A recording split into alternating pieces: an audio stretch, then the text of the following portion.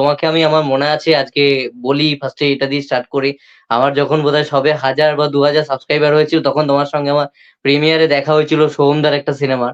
তো সেখানে আমি একটা ইন্টারভিউ এর জন্য সেদিনকে বলেছিলাম। অ্যান্ড দেন তারপর আজকে প্রায় 1-1.5 বছর পর তোমার সঙ্গে আবার কথা হচ্ছে, ফাইনাল ইন্টারভিউটা হচ্ছে। ভীষণ ভালো লাগছে। কেমন আছো বলো? আমি খুবই ভালো আছি। তুমি কেমন আছো বলো? আমি ভালো আছি। দেখছি এতদিন পর মানে তোমাদেরকে দেখে অ্যাকচুয়ালি সেই সময়টায় ভেবেছিলাম যে ইউটিউবে আসবো। তো তোমার সাথে কথা হচ্ছে, ভালো লাগছে। তো তুমিও খুব ভালো কাজ করছো, তোমার চ্যানেল আমি ফলো করি, খুব ভালো কাজ করছো, করে যাও, carry on. Thank you so much. আর একটা জিনিস বলো আমাকে ফার্স্টে, যে এই এন্টারটেনিং প্রিন্স কিভাবে, মানে শিল্পেন্দু থেকে শিল্পেন্দু চ্যাটার্জি সেখান থেকে এন্টারটেনিং প্রিন্স কেন? দেখো, প্রথমে আমার ফেসবুকে একটা অন্য অ্যাকাউন্ট ছিল, এখন তুমি আমাকে যেখানে ফ্রেন্ড দেখছো তার আগে আর একটা অ্যাকাউন্ট ছিল। এবার সেখানে আমি ফেসবুকে লেখালেখি করতাম, মানে সিনেমা দেখতে যেতাম, দেখে এসে আর কি মানে লিখে আর কি রিভিউ করতাম। এবার সত্যি কথা বলতে গেলে এটা তো কোনো প্রফেশন সেভাবে হচ্ছে না। এটা ফেসবুকে আমি আমার মোটে কোনো মতামত আর কি জানাচ্ছি, যেভাবে সাধারণ দর্শক জানায়। এবার তখন আমি দেখছিলাম বাংলাতে মুভি রিভিউ খুব কম জন করে। অরিত্রদা ছিল, অরিত্রদা ছিল, আর রূপম শ্রীফের সম্ভবত রূপমদা তখন একদম নতুন। আর বাদ বাকি যাদেরকে দেখছো তারা তখন কেউ আসেইনি। অরিত্রদা রূপমদাই মোটামুটি রিভিউ করতো। আর আমিও সেইভাবে প্রথমে চিনতাম না। আমার মামা হচ্ছে প্রচন্ড রিভিউ আর কি ফলো করতো, বাংলার রিভিউ। তো আমার মামা একদিন আমাকে বললো, তুই এত সিনেমা দেখিস, সব ধরনের সিনেমা দেখতে যাস, ফেসবুকে ওগুলো নিয়ে কথা বলছিস, তো তাহলে তুই এখানে একটা ইউটিউব চ্যানেল খুলে নিজের মতো করে ওটাকে একটা প্রফেশন বানাচ্ছিস না? তোর যখন সিনেমার প্রতি এত ভালোবাসা। আর আমার সত্যি কথা বলতে গেলে কোনোদিন চাকরি বাকরি করবো, চাকরির পড়া করবো, এই লাইনে আমার যাওয়ার কোনো ইচ্ছেই কোনোদিন ছিল না। মানে এমন নয় যে পারতাম না, হয়তো পারতাম, হয়তো সেই জায়গাতে গেলেও হয়তো কিছু একটা অ্যাচিভ করতাম, অনেক বেশি টাকাও হয়তো আজকে ইনকাম করে হয়তো একটা সেটেল লাইফ হয়তো করতে পারতাম। কিন্তু সত্যি কথা বলতে গেলে আমার ওই জিনিসটা ভালো লাগে না, ওই সকালে 8টা থেকে রাত্রির 8টা অব্দি ওই যে টাইমটা নিজের কাজের মধ্যে থাকা, সেটা ছেড়ে আমি সিনেমা নিয়ে থাকতে বেসিক্যালি বাড়াবাড়ি পছন্দ করতাম। এবং আমি আমাদের এই প্রফেশনটা তুমি তো জানো যে সারাদিন সিনেমা দেখা, ফোন নিয়ে থাকাই কাজ। এটা তোমরা খুব ভালো করে বুঝতে পারো, বেসিক্যালি শুক্রবার দিনটা খুব মানে চাপের একটা দিন হয়। তো সেইভাবেই প্রথমে আর কি আমি রিভিউ করি, হঠাৎ করে পরিণীতা সিনেমাটা রিভিউ করেছিলাম, আমার ফার্স্ট রিভিউ ওটা। তার আগে আমি আমার চ্যানেলে অন্য অনেক কন্টেন্ট আনতাম, আমি খুব ভালো মিমিক্রি করতে পারতাম, মানে স্কুল লাইফে করতাম আর কি, স্টার্টে মিমিক্রি করতাম, সেগুলো ছাড়তাম। তো সেখান থেকে চ্যানেলটাকে ফার্স্ট পরিণীতা মুভি রিভিউ করে আমি মুভি রিভিউ চ্যানেলে আর কি মানে ওটাকে আর কি কনভার্ট করি। তো প্রথমে যখন পরিণীতার রিভিউ ছাড়ি, মোটামুটি আমার মনে আছে 4-5 দিনে মাত্র 6টা ভিউজ এসেছিল। 5 দিনে মাত্র 6টা ভিউজ। হঠাৎ করে 7 নম্বর 8 নম্বর দিনে গিয়ে দেখি সেই ভিউজটা চলে গেছে প্রায় 600, 650, 700। এবার সেটা আমাকে খুব মোটিভেট করে, আমি একটা জিনিস বুঝতে পারি অডিয়েন্স বাংলাতে রয়েছে। এমন নয় যে অডিয়েন্স নেই, যেমন একটা ধরো সিনেমা, আমার চ্যানেলে তখন সাবস্ক্রাইবার নেই, লোকে তো সার্চ করেছে, সার্চ করার কারণেই তো আমার জিনিসটা এসছে। তো তখনই ফার্স্ট মোটিভেট পাই যে না, এবার একটা চ্যানেলে ভালোভাবে কাজ করতে হবে। সেইভাবেই প্রথম আর কি চ্যানেল গুলো, এবার এইভাবেই শিল্পেন্দু থেকে মানে এন্টারটেইনমেন্ট প্রিন্স হয়ে ওঠে আর কি। হ্যাঁ, তোমার বিষয়ে একটুখানি আমাকে বলো, মানে তোমার স্কুলিংটা, তোমার পড়াশোনা যেগুলো আর কি সাধারণত সামনে আসে না। সাধারণত সবাই রিভিউটাই শোনে, কিন্তু বাদবাকি তোমার যে স্কুল, তোমার থাকা, বড় হওয়া, বাড়িতে কে কে আছেন, সেগুলো যদি একটু বলো। বাড়িতে বেসিক্যালি আমি, মা, বাবা তিনজন, এবং রিসেন্টলি আমি মানে বিয়ে করেছি, হয়তো মোটামুটি হলো 4-5 বছর, এবং সুখেই সংসার চলছে। তো বেসিক্যালি ব্যাপারটা হচ্ছে কি, স্কুল লাইফ আমার খুবই ভালো কেটেছে, কলেজ লাইফও খুব ভালো কেটেছে। স্কুল লাইফের অনেক বন্ধু রয়েছে যাদের সঙ্গে এখনো কথাবার্তা হয়, প্রত্যেকে এখন যে যার নিজের লাইফে সেটেল হয়ে গেছে, মাঝে মধ্যে দেখা সাক্ষাৎ হয়। স্কুল বলতে আমি পড়েছি আমাদের এখানে কাছাকাছি স্কুল, ঝোড়াট ফকিরচা স্কুলে আমি পড়েছি ক্লাস 10 অব্দি। আর 11-12 বেসিক্যালি আমি পড়েছি অন্য একটা স্কুলে, মানে হাই স্কুলে পড়াটা আমি অন্য স্কুলে আর কি করেছি, 10 অব্দি একটা অন্য স্কুলে পড়েছি। আর কলেজ বলতে আমি আন্দুল কলেজেই পড়েছি আর কি। এবং আমি হিস্ট্রি অনার্স নিয়ে পড়েছি, বিএ আর্টস হিস্ট্রি অনার্স নিয়ে আমার আর কি গ্রাজুয়েশন কমপ্লিট করেছি। এবার তারপর সেইভাবে আর কি মানে চাকরি বাকরি পড়ার দিকে গেছিলাম, তারপর তোমাকে এটা বললাম ওটা নিয়ে আমার খুব একটা ইন্টারেস্ট ছিল না। যে কারণে আস্তে আস্তে আর কি এই লাইনে আর কি আসা, এখন টিউশন করি, মানে ইউটিউবের পাশাপাশি আর কি বাচ্চাদের আর কি পড়ানো, ক্লাস 8-9 অব্দি টিউশনের কাজ আর কি মোটামুটি করি। তো এই আর কি মোটামুটি আর কি। আচ্ছা, ইউটিউবে আসতে হবে তুমি তো বললে, সেটা মোটামুটি কত সাল, মানে ক বছর আগে যখন মাথায় চলছে যেটা? মোটামুটি 2019 এর টাইম থেকেই মোটামুটি আমার মাথায় আর কি এসে গেছিল যেটা করতে হবে। ক্যাটাগরি সিলেকশন সেই সময় কি শুধু এই রিভিউটাই করবে সিনেমা নিয়ে, নাকি আরো না, না, অন্যান্য না, না। জিনিস মাথায় প্রথমে চলছিল? প্রথমে প্রথমে রিভিউ ছাড়াও মাথায় প্ল্যান ছিল আরো অনেক কিছু করব। মানে আমি যদি তখন যদি আমার চ্যানেল প্রথম থেকে ফলো করে দেখবে, রিভিউ এর পাশাপাশি আমি আরো অনেক কিছু করতাম, মজার ভিডিও অনেক আনতাম, যদি তোমার প্রথম থেকে দেখে থাকো আমার চ্যানেল। আমি মিমিক্রি তো ভিডিও তোমার দেখেছি। হ্যাঁ, হ্যাঁ, হ্যাঁ, হ্যাঁ। তো তখন করতাম। কিন্তু তারপর ভেবে দেখলাম যে এটার যে অডিয়েন্সটা না, সেটা পুরো সিনেমারই অডিয়েন্স। তারা শুধুমাত্র সিনেমা রিলেটেড আপডেটই পছন্দ করবে। তো তখন দেখলাম যখন বিভিন্ন রকম আপডেট আনছি না, বিভিন্ন জিনিস নিয়ে কথা বলছি, দর্শকটা ভাগাভাগি হয়ে যাচ্ছে। আমার ওই মিমিক্রি অডিয়েন্স একটা অন্যরকম হয়ে যাচ্ছে, তারা বলছে ওটা করো। আবার একটা ফিল্ম রিভিউ অডিয়েন্স তারা চাইছে মানে মুভি রিভিউটা করি। তো সেখান থেকে আস্তে, আস্তে ভেবে দেখলাম যে মানে মিমিক্রি জাতীয় জিনিসগুলো না এখনকার দিনে প্রচুর পরিমাণে যে লোকে অ্যাকসেপ্ট করবে বা কদিন লোকে দেখবে ধরুন। আমি এক জিনিস করছি, লোকে হয়তো দেখলো হয়তো খুব বেশি হলে ১ বছর হয়তো কথার কথা বলছি তাদের ভাল লাগলো। তারপর একটা টাইমে কি হবে তাদের বোর ফিল হবে যে একই জিনিস হচ্ছে। তো মুভি রিভিউ জিনিসটা এমন প্রত্যেকটা সময় সিনেমা আসছে, নতুন, নতুন সিরিজ আসছে, সিনেমা আসছে, আমি কথা বলতে পারছি। তো তখন একদম ঠিক করলাম যে না আর কিছু না মুভি রিভিউই করব। মানে ওইভাবেই বেসিক্যালি আর কোনো নেই। আচ্ছা, এই মুহূর্তে কাকে দেখে প্রচন্ডভাবে ইন্সপায়ার্ড হও বা আগে হতে বা সেই কি এখনো কন্টিনিউ করছো? মানে এই রিভিউ আর কমিউনিটির মধ্যে আমি বলছি। রিভিউয়ার কমিউনিটির মধ্যে অবশ্যই অরিত্র স্ক্যানের অরিত্রদা। কারণ সে মুভি রিভিউ এই কমিউনিটি জিনিসটাকে তৈরি করেছে। একটা সময় ধরো আজকে মিডিয়াদের বিভিন্ন সেলিব্রিটিরা আগে মিডিয়াদের ইন্টারভিউ দিত। আজকে আমাদেরকে ইন্টারভিউ দিচ্ছে, আমাদেরকে ডেকে কথা বলছে, আমাদেরকে সিরিয়াসলি নিচ্ছে। তো এই জিনিসটা ১ম যদি না অরিত্র স্ক্যানের অরিত্রদা থাকতো, এই জিনিসটা তৈরিই হতো না। আমার তো মনে হয় না মুভি রিভিউ আর এই জিনিসটা কেউ করে উঠতো বলে। কারণ এত বছরে তো কেউ করতে পারেনি। ২০১৮ আগে অব্দি ধরো সেইভাবে হয়নি জিনিসটা তৈরি। তো অবশ্যই অরিত্রদা একটা ইন্সপিরেশন এবং অবশ্যই আমি রূপমদার রিভিউ ফলো করি। রূপমদার কাজ আমার খুব ভাল লাগে। রূপমদার ব্যাকগ্রাউন্ডটা খুব ভালো। রূপমদার এডিটিং খুব ভাল লাগে। এবং obviously আর্টিস্টিক সেভেন সেন্স ও খুব ভালো কাজ করছে। ওর সঙ্গে আমার প্রায়ই কথা হয়। খুবই ভালো কাজ করছে। ওর রিভিউ খুব ভালো। তবে ইন্সপিরেশন যদি আমাকে এক বাক্যে বলতে বলা হয়, obviously অরিত্রদা। মানে অরিত্রদাকে দেখেই ফার্স্ট মুভি রিভিউ করবো ঠিক করেছিলাম। এবং এখন অরিত্রদাই রয়েছে। রিভিউ কমিউনিটির মধ্যে কার গ্রোথটা এই মুহূর্তে চোখে পড়ার মতো, যেটা তোমাকে ভালো লাগছে? যে দেখো, অরিত্রস জ্ঞান, রূপমস রিভিউ, এগুলো তো কমিউনিটি রিভিউ এর মধ্যে টপে রয়েছেই, ওই দুজন রয়েছে আমাদের। কিন্তু যদি কারোর গ্রোথ তোমার মনে হচ্ছে না সত্যি এখন বেশ উঠে গেছে, মানে ভালো, সেরকম কেউ যদি থাকে? Artistic seven sense. কারণ কেন বলছি, ও ফ্যান ক্যাটারিং করে না। ও খুব অনেস্ট রিভিউ দেয়। ও একদম রিভিউ জিনিসটা করে। ও কিন্তু দেবজিৎকে নিয়ে ভিডিও করা বেসিক্যালি বা বেসিক্যালি সাকিব খানকে নিয়ে প্রচুর ভিডিও করছি। এই ধরনের কনটেন্ট ও কিন্তু করে না। ও যেটা করে কি একদম ডিটেইলে সিনেমার রিভিউ করে তার বেশি ও কিন্তু কিছু করে না। তাই এইভাবে গ্রোয়িং হওয়া খুব ডিফিকাল্ট। এইভাবে গ্রোয়িং হওয়া খুব ডিফিকাল্ট। একদম অনেস্টলি বলছি। তো সেই হিসেবে ওর যে গ্রোয়িংটা হচ্ছে সত্যিই চোখে পড়ার মতো। এবং আমি তো চাই আমার থেকে একটুখানি জাস্ট পিছিয়ে রয়েছে। আমি চাই ও আমাকে ছাপিয়ে যাক। কারণ ও আমার থেকে বেটার রিভিউ করে। তো আমি সেটাই আশা করবো। এই মুহূর্তে আমার গ্রোয়িং এর দিক দিয়ে আমি তো বলবো ও যেটা ডিজার্ভ করে অবশ্যই আর্টিস্টিক সেভেন সেন্স এর গ্রোয়িং খুব ভালো হচ্ছে। আচ্ছা, তোমার কাছে জিজ্ঞেস করবো, দেখো বেশ কিছু বছর আগে, যেহেতু অরিত্র দাকে নিয়ে কথা হচ্ছে, অরিত্র দার কিন্তু বেসিক্যালি আমরা যদি উত্থানটা যারা একটু যদি জানি তাহলে যদি বলি, হঠাৎ করে যে গ্রোথটা, যে পিকটা পেয়েছিল, সেটা কিন্তু অঙ্কুশ দা এবং যে কিরণ দত্তর যে কন্ট্রোভার্সিটা, ওই ভিডিওটার পর কিন্তু অরিত্র জ্ঞান যেখানে ছিল তার চেয়ে অনেকটা ধাপ এগিয়ে যায়, এটা ঘটনা। তো ওই যে যে ঘটনাটা ঘটেছিল, একটু পুরনো ঘটনা, ব্যাকডেটেড, কিন্তু তাও আমি জিজ্ঞেস করব, আজকের ডেটে ধরো তুমিও অনেকটা পরিণত, তুমি আগে এক ধরনের ভিডিও করতে, তার চেয়ে তুমি অনেকটা পরিণত হয়েছো, যারা দর্শক পুরনো তারা জানে। তো তোমার সেই সময়ের ওপিনিয়ন এবং এই সময়ের ওপিনিয়ন, মানে কি মনে হয় কে সঠিক ছিল, কে ঠিক ছিল, কে ভুল ছিল? মানে কি নিয়ে বলছো বলে কি মানে কি বিষয়ে এই যে ওপিনিয়নটা দেবে? কন্ট্রোভার্সিটা হয়েছিল কিরণ দা এবং যে ধরনের মন্তব্য অঙ্কুশ দাকে নিয়ে, বা অঙ্কুশ দার তরফ থেকে যে পাল্টা রিপ্লাই, বা যে ঘটনাটা ঘটেছিল সেই সময়, ট্রেন্ড চলছিল বেঙ্গলে, তো সেটা তুমি তোমার আজকের ডেটে দাঁড়িয়ে কি মনে হয় যে কে সেই সময় ঠিক ছিল বা ভুল ছিল? দেখো ঠিক ভুল বলতে গেলে একটা জিনিস বলতে হয় যে এক হাতে তালি বাজে না। এক হাতে তালি বাজে না। দুপক্ষেরই দোষ ছিল। কেন বলছি? কারণ বঙ্গাই ১ম আমি দেখতাম সে অবশ্যই আজকে তার চ্যানেল একটা বিরাট গ্রোয়িং জায়গাতে গেছে। সে নিজেকে একটা এস্টাবলিশ করেছে। কিন্তু সে কিন্তু বাংলা সিনেমাকে প্রচুর খিল্লি করেছে। এটা নিয়ে কোনো সন্দেহই নেই। আজকে ধরো গ্রাম বাংলার অডিয়েন্স এর কাছে বাংলা সিনেমা বিরাটভাবে পৌঁছে গেছে। আগে কিন্তু শুধুমাত্র শহর কেন্দ্রিক ছিল। আজকে ধরো দেবজিৎ, প্রসেনজিৎ, মিঠুন চক্রবর্তী, চিরঞ্জিত এদের তো গ্রামে জনপ্রিয়তা বেশি।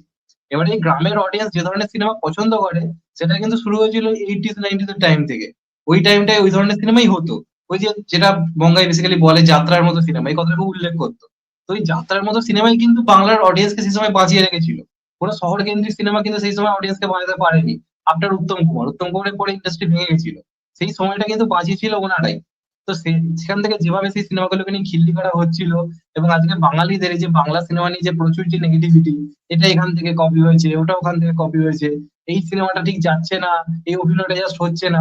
তো এই যে বাঙালির মনে নেগেটিভিটিটা ফার্স্ট কিন্তু আমার মনে হয় অবশ্যই সেখানে কিন্তু কিরণ দত্তের কিন্তু একটা গুরুত্বপূর্ণ ভূমিকা রয়েছে। খুব বাজেভাবে রোস্ট করতো। হতে পারে সে আজকে ভালো জায়গাতে পৌঁছেছে। এবার অঙ্কুশ দা যে একজন সেই সময় বাংলা ইন্ডাস্ট্রির বলা যেতে পারে স্টার, সে ভালো চেষ্টা করছে। সে যখন দেখছে যে বাংলা সিনেমা নিয়ে এই ধরনের খিল্লি হচ্ছে, সে সেই হিসেবে একটা জবাব দিতে চেয়েছিল যে কারণে সে তার নিজের মতো করে বক্তব্য রেখেছে। আজকে তুমি যদি দেখো সাউথেও বিভিন্ন স্টাররা অনেক কিছুই ভুলভাল বলে। বলে না এমন কিন্তু নয়। বলিউডে শাহরুখ সালমানও একসময় অনেক ভুলভাল কথা বলেছে। শাহরুখ খান তো এমনও বলেছিল যে আমার থেকে বড় স্টার কেউ নেই। এরকম ধরনের কথাবার্তা বলেছিল। কিন্তু সেখানকার ইউটিউবাররা কিন্তু সেটাকে নিয়ে খিল্লি করেনি। সেটাকে নিয়ে কিন্তু কোনো কন্ট্রোভার্সি কিন্তু করেনি। সিনেমার মতো চলতে দিয়েছে। নিজের ইউটিউবটাকে নিজের ইউটিউবের মতো রাখতে দিয়েছে। তো সেখানে দাঁড়িয়ে কিরণ দত্ত একটা মানে অঙ্কুশ দা একটা বক্তব্য রেখেছিল। সেটা হতে পারে হাস্যকর। আমি বলছি না যে একেবারে হাস্যকর ব্যাপার। অনেক কিছুই বাড়াবাড়ি বলেছিল। সেটা নিয়ে কোনো নেই। কিন্তু সে তার মতো করে তার ওপিনিয়ন রেখেছিল সেটা নিয়ে তার স্বাধীনতা রয়েছে সেটা নিয়ে কথা বলার। এবার সেখান থেকে কেউ যদি জিনিসটাকে খিল্লি করে, জিনিসটাকে করে, তো দুপক্ষেরই দোষ রয়েছে। আমি একটু বেশি দোষ বেসিক্যালি কিরণ দত্তকেই দেবো। এটা আমার ব্যক্তিগতভাবে মনে হয়। আমার এটা আজকের দিনে দাঁড়িয়ে মনে হয় কিরণ দত্তের দোষ ছিল। উড়িয়ে দেওয়া যায় না। আচ্ছা, বাংলা সিনেমা বলি বা হিন্দি সিনেমাতে এমন কোনো ছবি যেটা তোমার মনে হয় যে প্রচন্ড ওভার রেটেড, মানে ঠিক আছে বাট ইটস ওকে, লেকিন মানে ওইটা নয় যে বিশাল একদম হাইপ যাকে নিয়ে আলোচনা হয়, একটু বাড়াবাড়ি হয়, সেরকম কোনো ছবি হিন্দি থেকেও বলতে পারো, বাংলা থেকেও বলতে পারো। হিন্দিতে খানিকটা আমার দিলওয়ালে দুলহানিয়া লে জায়েঙ্গে এটা মনে হয়। কারণ শাহরুখ খানের অনেক অনেক সেরা সিনেমা রয়েছে। শাহরুখ খানের যেমন কেরিয়ার গ্রাফ তুমি দেখবে, ওর অনেক সিনেমা এমন রয়েছে যেগুলোকে আরো বেশি পরিচিতি হয়তো দিতে পারতো। এবং ডিডিএল যে শাহরুখ খানকে সেই রোম্যান্স কিং এই ব্যাপারটা করে দেয়, যে কারণে তখন বলিউডে ওকে রোম্যান্স টোম্যান্সই বেশি করানো হতো। তো ডিডিএল যে আমার কেন জানি না প্রচন্ড ওভাররেটেড লাগে। মানে ওর অনেক রোমান্টিক সিনেমা রয়েছে যেগুলো ডিডিএল যে মানের অনেক বেটার বেটার কাজ। এটা আমার মনে হয়। আর বাংলায় রিসেন্ট টাইমে আমার বাদামি হায়নার কবল এটা মনে হয়েছে। ওটা নিয়ে লোকে যেভাবে রিভিউ করেছে, যেভাবে মাতামাতি করেছে, চলেনি আলাদা কথা। তবে যেভাবে ওটাকে নিয়ে আলোচনা হয়েছে যে বিরাট বড় কিছু একটা বানিয়েছে, আলাদা লেভেলের কাজ হয়েছে, আমি দেখার পরে আমার সত্যি সেরকম কিছু মনে হয়নি। অ্যাটেম্প ছিল, অ্যাটেম্পটা খুব ভালো নিয়েছিল। অবভিয়াসলি বাংলাতে এরকম কাজ হয় না। কিন্তু মানে এক্সিকিউশনটা আমার মনে হয়েছে একদম হয়নি। তো এই মুহূর্তে যদি বলতে বলো ওভার রেটেড সিনেমা, তাহলে আমি বাদামি হায়নার কবলে গিয়ে বাঁচবো। আর আর পুরোনো যদি এই মুহূর্তে ঠিক, হ্যাঁ বলো। হ্যাঁ, বলো বলো বলো। বলছি পুরোনো এই মুহূর্তে ঠিক আমার ঠিক মাথায় আসছে না। হয়তো পরে যদি মনে আসে আমি তোমাকে বলছি। এই মুহূর্তে আমি বাদামি আয়নার কবলেই বলছি। আচ্ছা, আন্ডার রেটেড যদি কিছু থাকে, মানে যেটা ডিজার্ভ করে যে ভালো একটু প্রশংসা কিন্তু আন্ডার রেটেড, সেটা নিয়ে আলোচনা হয়নি, এরকম কিছু মনে হয়? হিন্দিতে বলতে পারো, গুগলি বাংলাতেও বলে, বলো। বাংলাতে বলবো একটা সিনেমা রয়েছে সেটা হচ্ছে গুগলি, সোহমের সিনেমা। ওটা আমার মনে হয়েছিল খুব অন্যরকম কাজ ছিল। ওই রকম একটা মানে ধরো কথা বলতে না পারার সমস্যা নিয়ে কাজ, সেটাকে একটা রোমান্টিক সিনেমা হিসেবে দেখানো, বিয়ের পরবর্তী সমস্যা, এই সবকিছুকে একটা সিনেমার মধ্যে রেখেছিল। এবং সোহমের আমার তো মনে হয় one of the best performance, শ্রাবন্তীর অন্যতম একটা সেরা পারফরমেন্স ওই সিনেমাতে ছিল। তো ওটা যখন আমি দেখতে যাই সিঙ্গেল স্ক্রিনে, আমাদের এখানেই দেখেছিলাম আমি, তো আমার মনে হয়েছিল এই সিনেমাটা ভালো চলা উচিত, এই সিনেমাটা অনেক বিজনেস করা উচিত। তো গুগলি সিনেমাটাকে আমি রাখবো, আন্ডার রেটেড সিনেমা রেটে অবশ্যই রাখবো। আর হিন্দিতে? হিন্দিতে, হিন্দিতে অনেক সিনেমাই রয়েছে। আহ তাও বলছি, দাঁড়াও তোমাকে আমি একটু ভেবে বলতে হবে। আচ্ছা, হিন্দি হিন্দিতে ছাড়াও যেমন আমার অক্ষয় কাছে কুমারের প্রশ্ন। বলো বলো। অক্ষয় কুমারের যে সিনেমাটা আগের বছর এসেছিল মিশন এ বলে, রানীগঞ্জ বলে, ওটা খুব ওয়েল মেড সিনেমা ছিল। আমার ব্যক্তিগতভাবে মনে হয়েছিল ওটা অবশ্যই চলা উচিত। যেভাবে জিনিসটাকে দেখিয়েছিল, তো সেটা আমার মনে হয় আরেকটু বেটার চলতে পারতো। এছাড়া রক্ষাবন্ধন ভার্সেস লাল সিং চাড্ডা যেটা হয়েছিল আর কি, আমার তো লাল সিং চাড্ডার থেকে রক্ষাবন্ধন অনেক বেটার সিনেমা লেগেছিল। তো ওটাও আমার মনে হচ্ছে খানিকটা আন্ডার রেটেড। এছাড়া আরো অনেক সিনেমা রয়েছে যেগুলো, যেমন সাইদ কাপুরের কামিনে। কামিনে একটা দুর্দান্ত কাজ ছিল, যেটা বহু আগে এসেছিল 2007 সালে। তখন এই ধ্যান ধ্যান গানটা পুরো মানে কাঁপিয়ে দিয়েছিল সবকিছু। তো সেই হিসেবে সিনেমাটা কিন্তু বক্স অফিসে ভালো বিজনেস করতে পারে, অথচ পরবর্তীকালে সাইদ কাপুর অনেক মানে সিনেমা অনেক বেটার বিজনেস করেছে। তো মানে কামিনা সিনেমাটা আমার মনে হয় একটু হলেও আন্ডার রেটেড, ওটা অনেক বেটার কিছু ডিজার্ভ করে। আচ্ছা, আন্ডার রেটেডে আমি এলাম, তার আগে আমরা ওভার রেটেডে ছিলাম, সেখানেও একটা প্রশ্ন আমার অ্যাড করতে আমি চাইবো। আজকাল সাউথ নিয়ে প্রচন্ড মাতামাতি রয়েছে, অন্তত বাংলাতে রয়েছে। বাংলা সিনেমা দেখি না দেখি, সাউথ নিয়ে আমাদের মাতামাতি তো থাকেই। সেইখানে আমার জিজ্ঞেস করা থাকবে, প্রচুর ছবি আসছে, কান্তারা আসছে, তুম্বাদ আসছে, প্রচুর ছবি আসছে। আমি এই দুটো ছবির নাম নিলাম কারণ পার্সোনালি আমার মনে হয়েছে, এটা এটা আমি ভুল হতে পারি, হয়তো অনেকে গালাগালি করবে, কিন্তু পার্সোনালি আমার কিন্তু মনে হয়েছে যে এই দুটো ছবি যে দুটো নাম নিচ্ছি একটু ওভার রেটেডই আমার মনে হয়েছে। তো আমার তোমার কাছেও প্রশ্ন থাকবে যে তোমার এরকম কোনো যদি ছবি থাকে যেটা মনে হয়েছে যে অতিরিক্ত ভালো বাট মানে ওভার রেটেড ছবি, সেটা? মানে সাউথেরই বলছো, সাউথের হ্যাঁ, বলতে সাউথের বলছো? সাউথের সাউথের। সালার বলে সিনেমাটা এটা এসেছিল, সেটা সালার যেটা আর কি, সেটা সবাই অনেকে কেজিএফ কেজিএফ লেভেল বলছে, বা বলতে চাইছে কেজিএফ মানের হয়েছে। তো আমার সেই লেভেলের মনে হয়নি। মানে সিনেমাটার যে এক্সিকিউটিভ প্রশান্ত নীলের কাজ যেরকম হওয়া উচিত, সেই লেভেলের আমার মনে হয়নি। তবে সেটা অনেক বেটার বক্স অফিস করেছে। তবে আর যদি বলতে বলা হয় তাহলে আরো কিছু কাজ রয়েছে। দেখো সাউথের বেশিরভাগ সিনেমাগুলো যেগুলো ভালো বক্স অফিস করেছে, সিনেমাগুলোর মান কিন্তু বেসিক্যালি ভালোই। মানে বেসিক্যালি এরকম খুব কম হয়েছে যে রিভিউ খারাপ এসছে, বেটার বিজনেস করেছে। মানে এরকম খুব কম হয়েছে। আমি তো অন্ততপক্ষে দেখিনি। আর কান্টারা নিয়ে তুমি যেটা বললে, কান্টারা এমন একটা সিনেমা যেটা মানে দুরকম জিনিসটার মধ্যে ব্যাপার রয়েছে, মাস আর ক্লাস। কারো ভালো লাগবে, আবার কারো খুব খারাপও লাগবে। আমার যেমন ব্যক্তিগতভাবে কান্টারা খুবই ভালো লেগেছিল। তবে হ্যাঁ, এটা বলতে পারো সিনেমাটাকে সবাই যেরকম সেই বলছিল যে একদম অন্যরকম কিছু, মানে সিনেমাটা একদম মানে আলাদা লেভেলের কিছু হয়েছে, সেটা আমি বলবো না। কারণ সিনেমাটার স্টোরি যদি at the end of the day আমি দেখি, খুবই নর্মাল একটা স্টোরি ছিল। মানে পুরো সিনেমাটা লাস্ট 30 মিনিট যদি তুমি বাদ দাও, তাহলে বাদ বাকি সিনেমাটা যদি দেখা যায়, খুবই নর্মাল ভাবে সিনেমাটা এগিয়েছে। কিন্তু একটা টাইমে লোকের মনে হচ্ছে যে এটা সেই প্রিয় একটা মাস মুভি। তো সেই হিসেবে কান্টারাকে আমি ঠিক মানে একেবারে ওভার রেটেড মানে বলতে চাই না। তবে খানিকটা তোমার সঙ্গে আমি একমত, একদম মানে করছি না। আচ্ছা, কোনো এমন রিভিউ করেছো যেটা তোমাকে ভালো বলতে হয়েছে অনিচ্ছাকৃত হবে, এরকম কিছু আছে? না, সেইভাবে এখন অব্দি হয়নি। এমন নয় যেরকম মানে চাপ আসেনি। মানে প্রিমিয়ারে ধরো গেছি, প্রিমিয়ারে আগের দিন সিনেমা দেখা আমার হয়ে গেছে। ওখানে প্রডিউসাররা বা পরিচালকরা বলছে, ভাই একটু ভালো করে বলে দিস, একটুখানি মানে বুঝে শুনে বলিস, বুঝতেই তো পারছিস, বুঝতে আগের দিন দেখলি, একটুখানি এবার তোর মতো করে রিভিউটা দে। তো তারপরও আমি কিন্তু সিনেমাকে খারাপ বলছি। সব থেকে বড় উদাহরণ হচ্ছে দশম অবতার। দশম অবতার আমি মানে ভাবো ওরকম একটা পুজোর সময় বড় সিনেমা, সব থেকে বড় সিনেমা ছিল, সেটার যদি আমি খারাপ রিভিউ করি, খুব বড় একটা চাপ।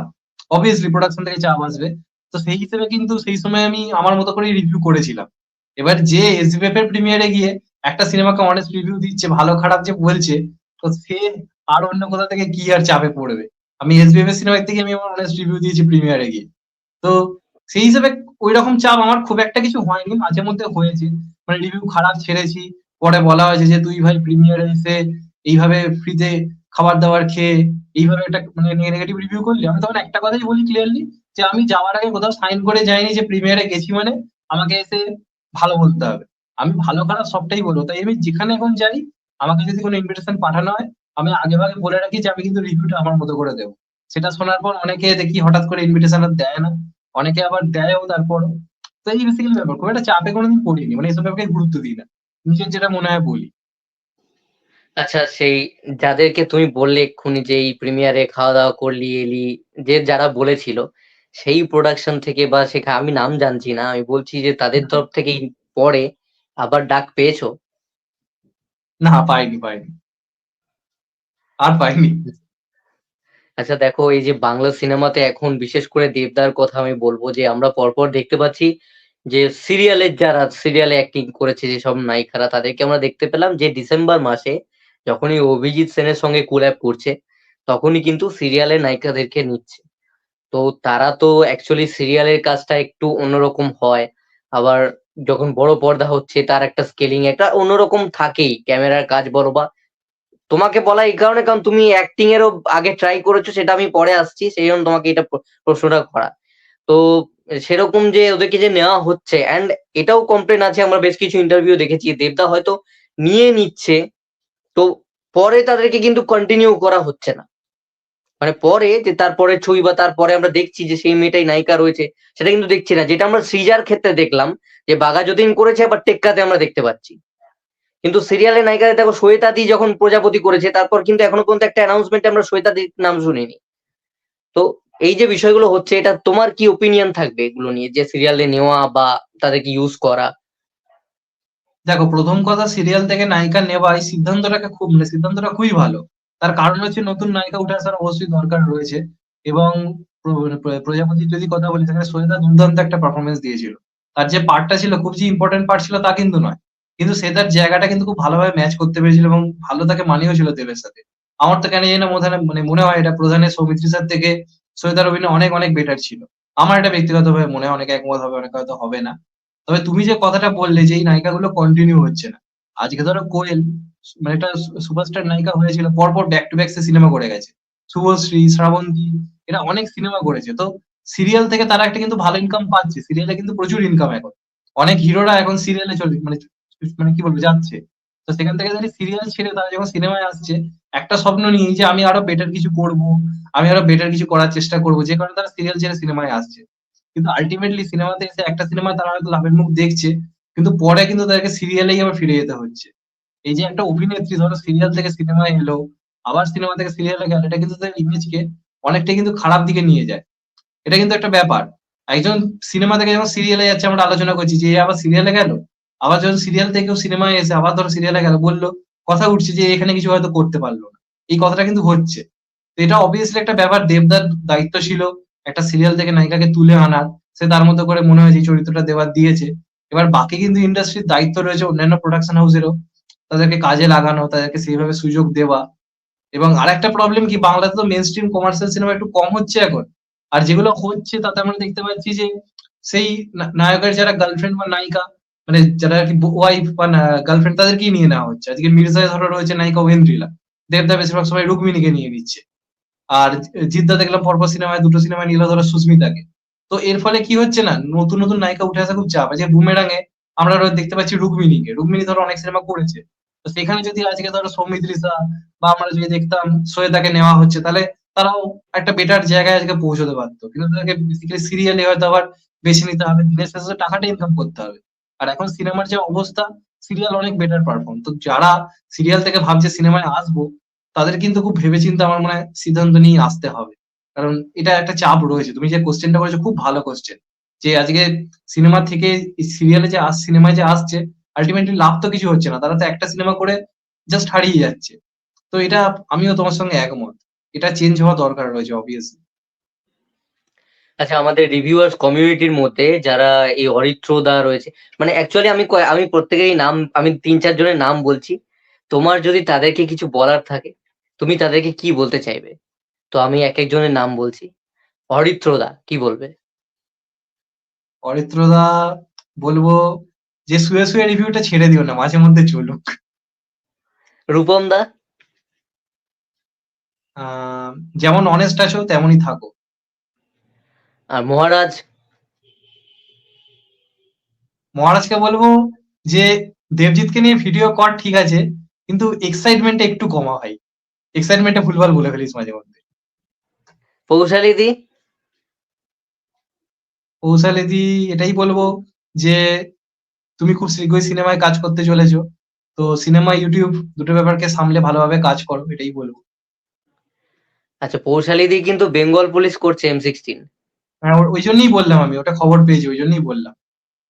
হ্যাঁ, তো কি মনে হচ্ছে বেঙ্গল পুলিশে, মানে কি ভবিষ্যৎ, কি তোমার কি প্রেডিকশন থাকবে? আমি জানি না, আমি সত্যি জানি না। আমি এলে আসুক রিভিউ করবো, সিনেমা দেখতে যাবো, কিন্তু আগে থেকে আমি আর এক্সাইটমেন্ট দেখাতে যাই না। বহুবার ঠকেছি, দিয়ে কথা বলেছি সিনেমা নিয়ে, তারপর দেখছি কোনো সময় হিরো পালিয়ে যাচ্ছে, কোনো সময় হিরোইন চলে যাচ্ছে।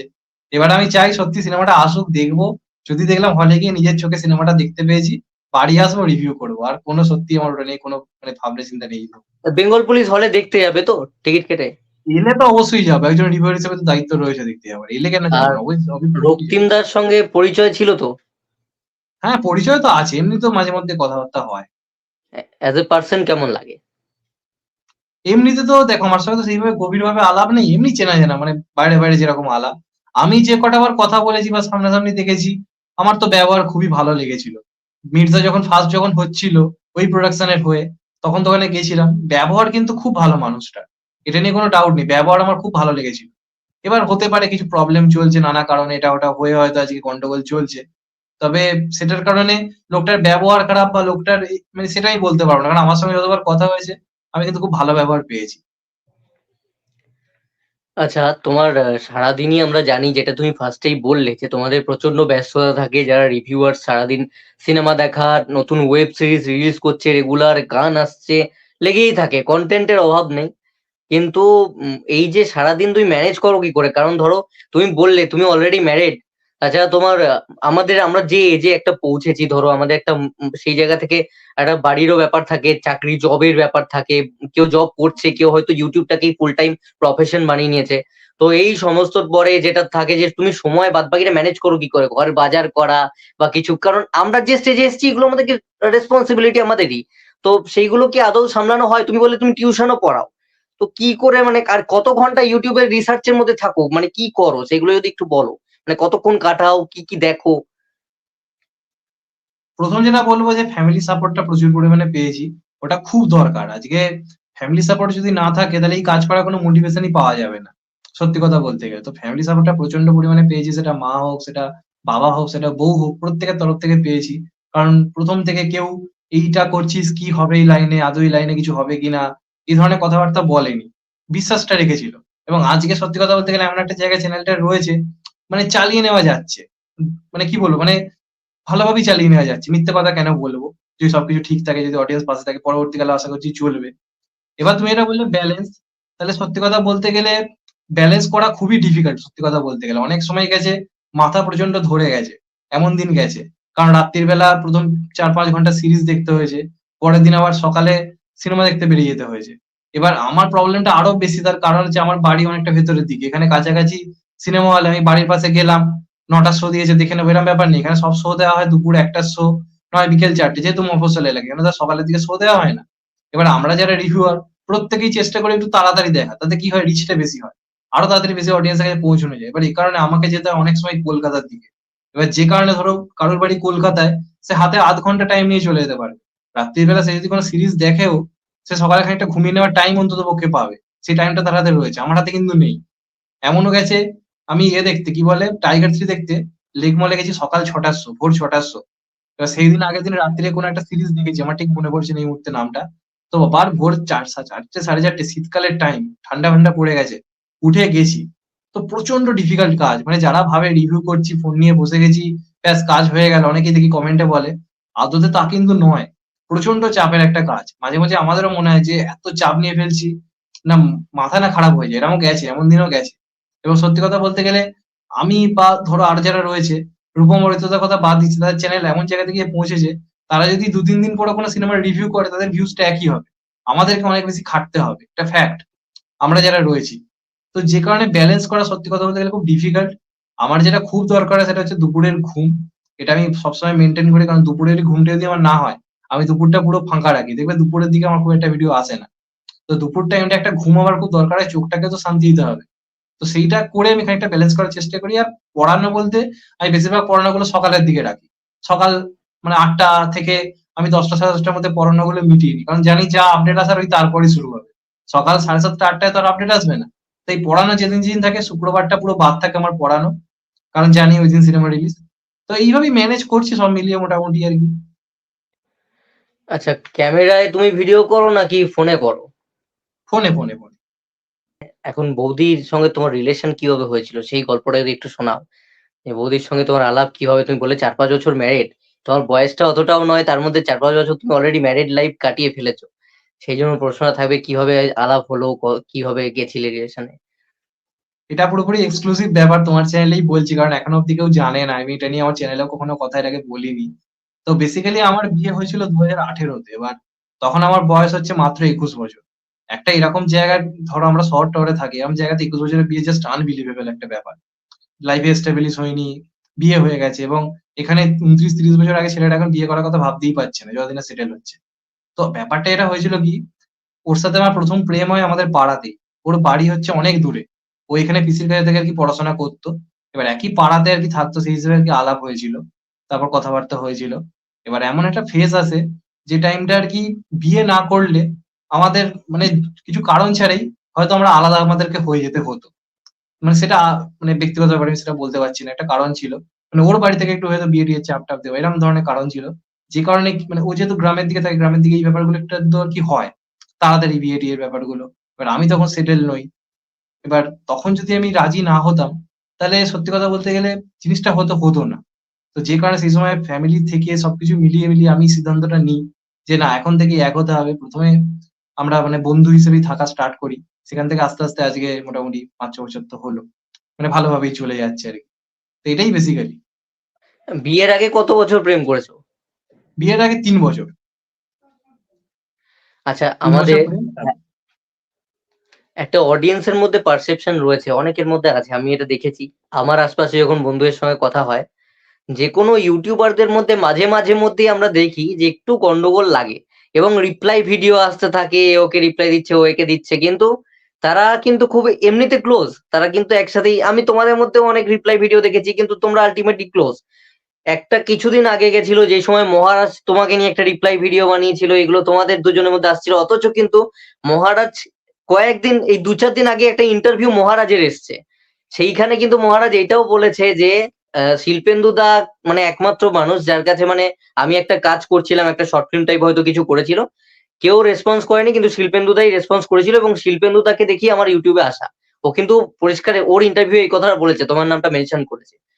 তো সেই জায়গা থেকেই বলবো এই যে রিভিউয়ারদের মধ্যে এত ভালো এমনিতে সম্পর্ক, কিন্তু মাঝে মাঝে টুকটাক রিপ্লাই ভিডিও এসব আসে, এগুলো কি একটা প্রমোশনাল স্ট্র্যাটেজি, অডিয়েন্স ক্রিয়েটার করার ব্যাপার থাকে যে এর অডিয়েন্স ওর মধ্যে এক্সচেঞ্জ করা এরকম কিছু? কারণ অনেকের মাইন্ডের মধ্যে কিন্তু আছে এটা।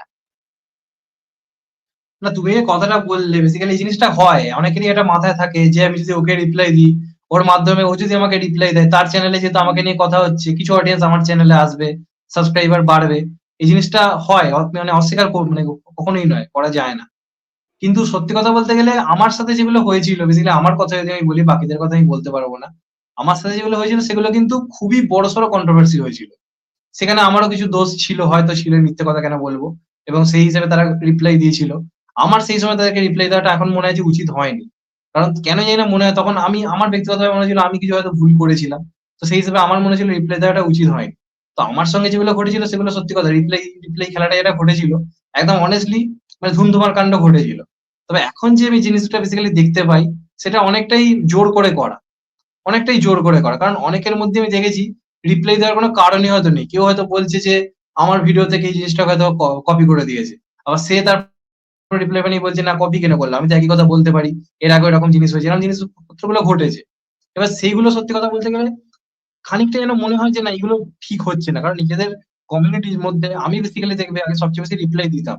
কেন মিথ্যে কথা বলবো? আমি আগে সবচেয়ে বেশি রিপ্লাই দিয়ে এসেছি। এখন আমার চ্যানেলে ইউটিউবারদের মধ্যে রিপ্লাই সবচেয়ে কম আমি দিই। মানে নিজেদের মধ্যে রিপ্লাই দেওয়াটা আমি এখন সবচেয়ে কম দিই। কারণ কেন আমার মনে হয়েছে আমাদের মধ্যে একটা বন্ধুত্ব থাকাটা খুব দরকার রয়েছে। যদি আমরা ভেঙে গিয়ে নিজেদের মধ্যে ঝামেলা করি, যেটুকু অডিয়েন্সের সিনেমা দেখার ইচ্ছে রয়েছে সেটাও ভেঙে যাবে। কারণ অডিয়েন্সরা সিনেমা নিয়ে আলোচনাটা আমাদের এই কজনের মধ্যেই পছন্দ করছে। এবার সেটার মধ্যেও আমরা যদি একে অপরকে পোক করি, একে অপরকে নিয়ে ঝামেলা করি, তাহলে প্রবলেম হয়ে যায়। আর মহারাজকে আমি অনেক সময় রিপ্লাই দিয়েছি। তার কারণ হচ্ছে কিছু কিছু ভিডিও করে যেগুলো দেখে আমি অবাক হয়ে যাই, এই ভিডিওগুলো কি করে করছে।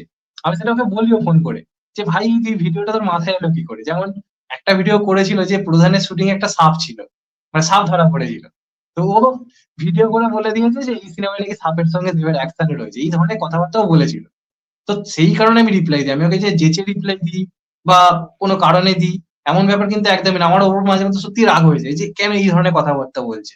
এটা বলে তো আল্টিমেটলি লাভ হবে না। তো সেই কারণে মাঝে মধ্যে রিপ্লাই হয়ে যায়। আর ও সেই সুযোগে ভাবে যে হ্যাঁ, আমিও আমাকেও রিপ্লাইটা দিয়ে দিই। তাহলে আমারও ভিউজ হবে। তখন দেখবে ওর ভিউজ হয়। এটা ফ্যাক্ট, লোকে ঝগড়া দেখতে পছন্দ করে দিনের শেষে। আমাদের পাড়ায় যখন দেখবে উল্টো দিকে ঝামেলা হচ্ছে, আমরা সব কাজ-ফাজ ফেলে তখনই তো বসে ঝামেলাটা দেখবো। তো সেটা ও জানে যে আমি যদি এটার ওখানে রিপ্লাই সঙ্গে সঙ্গে দিই, ও জানে এন্টারটেইনিং প্রিন্স এর দোস্ত ওর কাছে আসবে। তো এটাকে একদম উড়িয়ে দেওয়া কিন্তু যায় না। মাথার মধ্যে মগজের মধ্যে থাকে যে হ্যাঁ, একটু আমার সাবস্ক্রাইবারও গেইন হবে। তবে আমার কথা যদি বলি, আমার সঙ্গে যেগুলো হয়েছিল একদম ভাই ফেস টু ফেস ফাইট। ওটার মধ্যে কোন রকম ফেক ব্যাপার-স্যাপার কিন্তু ছিল না। ওটা একদম বড়সড় কাণ্ডই ঘটেছিল। তো এখন অনেকটা অনিচ্ছাকৃত ব্যাপার ঘটে, কেন মিথ্যে বলব? আচ্ছা, এইবার পুজোতে অনেকগুলো ছবি আসছে, টেক্কা রয়েছে, আরো অন্যান্য ছবি রয়েছে, যে তোমার কি মনে হচ্ছে কোনটা এবার বাজিমাত করবে? এমনিতেই সৃজিত দা মানেও পুজো, আর দেবদা মানেও কিন্তু পুজো, তো দুজন আবার একসঙ্গে, তো এখনো সেটা কি? অব্দি তো অবভিয়াসলি মানে এখনো অব্দি তো অবভিয়াসলি টেক্কা এগিয়ে রয়েছে, যেটা তুমি বললে সৃজিত মানেই পুজো আর দেব মানেও পুজো। তো সেই দুটো কম্বিনেশন মিলছে মানে টেক্কা ভয়ঙ্করভাবে এগিয়ে রয়েছে। এবং তারপর যে সিনেমাগুলো রয়েছে সেগুলো খানিকটা হলেও প্রতিযোগিতায় পিছিয়ে থাকবে। যেমন শাস্ত্রী। শাস্ত্রীরও কিন্তু কাস্টিং খুব ভালো রয়েছে। সিনেমার স্টোরিটাও ভালো হবে। কিন্তু আমি বারবার মনে করছি এটা পুজোতে না এলেই ভালো করতো। কারণ আল্টিমেটলি পুজোতে এলে চাপে পড়ে। এই যে আজকে ধরো মিথিন মাসে আগের বছর যেটা এসেছিল, সেটা কিন্তু খুব একটা খারাপ সিনেমা কিন্তু হয়নি। খুব যে খারাপ সিনেমা তা কিন্তু নয়। কিন্তু ওটা কিন্তু কি লাস্ট অব্দি কি বলা হলো? ওটা হচ্ছে লাস্ট সিনেমা। পুজোর লাস্ট চয়েস হয়ে গেল। যে কারণে কি হলো, আস্তে আস্তে ওটার অডিয়েন্সটা ক্রমশ হারিয়ে গেল। মানে ভিড় সেইভাবে হলো না। তো এইবার পুজোতে টেক্কা এখনো অব্দি এগিয়ে রয়েছে। এবার এসবিএফ এর কি সিনেমা আসে? কারণ এসবিএফ পুজোতে তো ভয়ঙ্কর ভয়ঙ্কর সিনেমা আনে। সব থেকে বড় সিনেমাগুলো দেখা যায় এসবিএফ দিনের শেষে আনছে। তো এসবিএফ এখনো অব্দি তো কিছু অ্যানাউন্স করেনি। শুনছি তো অনেক বড় বড় সিনেমায় যারা প্ল্যান করেছে, সময় মতো তারা অ্যানাউন্স করবে।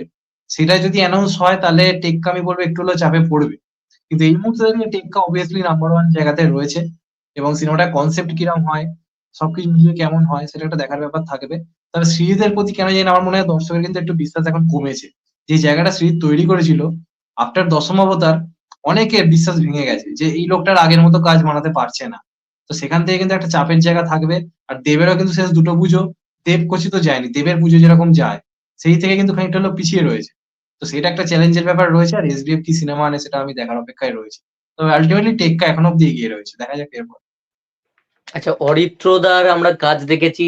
রিভিউয়ারদের মধ্যে আমি কথা বলছি, অরিত্রদার কথা যদি বলি, অরিত্রদাও ইন্ডিভিজুয়াল শর্ট ফিল্ম এনেছে, এখন তো সিনেমাতেও কাজ করছে। রূপম দাও কিন্তু কিছুই না আগে কাজ এনেছে। মহারাজ নিজে কিন্তু রিভিউ এর দিকে শিফট করেছে, ফার্স্টেও নিজে টুকটাক কাজ করতো, মানে সেইখান থেকে এসছে। হুম। আমি যদি পৌশালীদির কথা বলি, পৌশালীদি কাজ করছেন সিনেমাতে। আমি যদি অ্যালেক্স টোর যে ছিল, যে দাদাটা ছিল, আমি যদি সেই দাদাটার কথা বলি, সে তো সিনেমা একটা গোটা নামিয়েই দিল হলে। এখনো পর্যন্ত এই ৪-৫ জন যারা পুরনো রয়েছে তাদের মধ্যে যদি তোমার কথা আমি বলি, তোমার চ্যানেল থেকে কিন্তু কোনো রকম আমরা এখনো পর্যন্ত কোনো শর্ট ফিল্ম নিজস্ব বলি বা নিজস্ব প্রডিউস করে নিজস্ব কোনো কাজ, নিজস্ব চিন্তা ভাবনা এখনো পর্যন্ত কিন্তু আমরা দেখিনি। মাথায় কি কিছু রয়েছে? কিছু কি আসবে? একটা এনেছিলাম অ্যাক্সেস গ্র্যান্টেড বলে। মানে ওটা একজন ইউটিউবার আরকি আমাকে মানে ডাইরেক্ট করেছিল।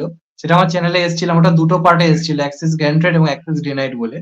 তো সেই সময় কিন্তু অডিয়েন্স ভালো সাপোর্ট করেছিল। আর অনেক আগে আমি নিজে একটা বানিয়েছিলাম। সুশান্ত আজও আছে। সুশান্ত সিং যখন মারা গেছিল তখন সেটাকে নিয়ে আমি একটা শর্ট ফিল্ম বানিয়েছিলাম। সেটা সেই সময় দাঁড়িয়ে কিন্তু মোটামুটি একটা ভালো ভিউজ করেছিল। তবে যেরকম ধরনের কাজ তুমি বলছো যে একটা ভালো প্রোডাকশন থেকে নিজেদের মতো করে আনা একটা মানে ভালো মানের কাজ আনা, সেইটা আমার ইচ্ছে রয়েছে। একদমই ইচ্ছে নেই নয় এবং আমার খুব কমার্শিয়াল কাজ করার ইচ্ছে রয়েছে।